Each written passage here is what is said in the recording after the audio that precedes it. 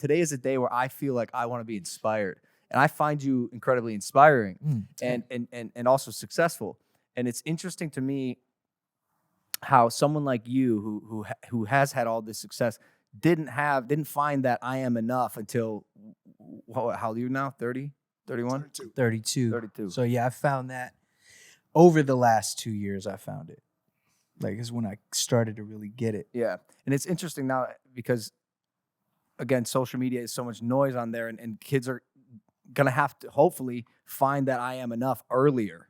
You know what I'm saying? Is there a self-discovery path you went on after your retirement that led you into this realization?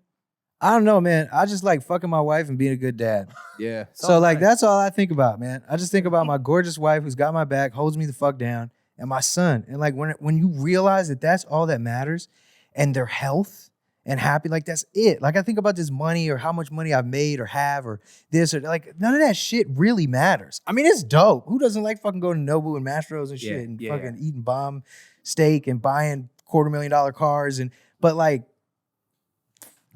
for how long? You know, it's like old. It does. It gets old. Just like the number one albums of this or that. It's like, why you think I just dropped the most boom bap album in the mainstream as my last album on Def Jam? Because I was like, fuck it. If I wanted to make a bunch of money, you know what I would have done? I would have called Marshmello, which I already have, and we've talked about doing music, and I'd be like, we're gonna do this as the last album and just fucking take over. And Def Jam's coming at me right now with these police sirens. They're here, bro. No, but what I'm saying is I did it because I loved, I just now, I don't do anything I don't enjoy or love. And I'm at a place now where if somebody thinks I'm arrogant or an asshole or this or that, I don't give a shit. I know me, and I know that I respect everyone around me, but I'm just a grown man on his Larry David shit. I don't have time. That's why with homie who came and walked in, like I wasn't being an asshole. I shook my man's hand. I looked him in his face and I was like, I'm in the middle of a conversation right now. I'm gonna see you in a second. Like back in the day, I would have been like, excuse me, man, fuck that shit. Time is money. He's a real one. And now we're here having the best conversation ever, man. You can't second guess yourself or second judge yourself. You have to have that confidence. And if somebody feels some type of way about you, they really have a problem with themselves. Yeah. So do you think it was mostly having like a level home and finding a girl and having a kid that pushed you to that spot? Or were there other, because as someone who has struggled through a lot of trauma myself and mental health issues that I deal with on a daily basis, I'm not only inspired by you, but also curious about your path because I still deal with this shit every fucking day and every day is a struggle for me. And so I'm curious, was that like the key catalyst for you finding internal peace and happiness, or were there other steps that you took? Internal peace and happiness. Do you have that?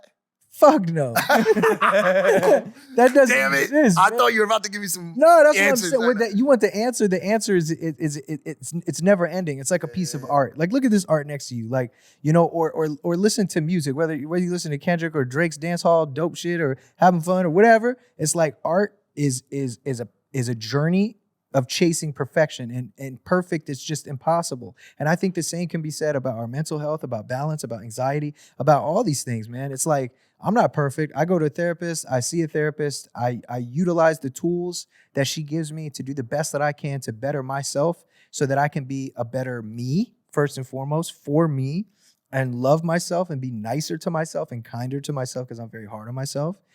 And then in doing so, I'll be a better father. I'll be a better husband, friend, boss, interviewee, like whatever, man. So it's like when it comes to health, mental health, and when it comes to your own personal happiness, bro, that's a relationship with you. And I think it's about asking, like, yeah, you like looking to be inspired. I feel that shit. Sometimes I'll be on TikTok because I'm not on social media, but every once in a while I'll grab my assistant's phone or something.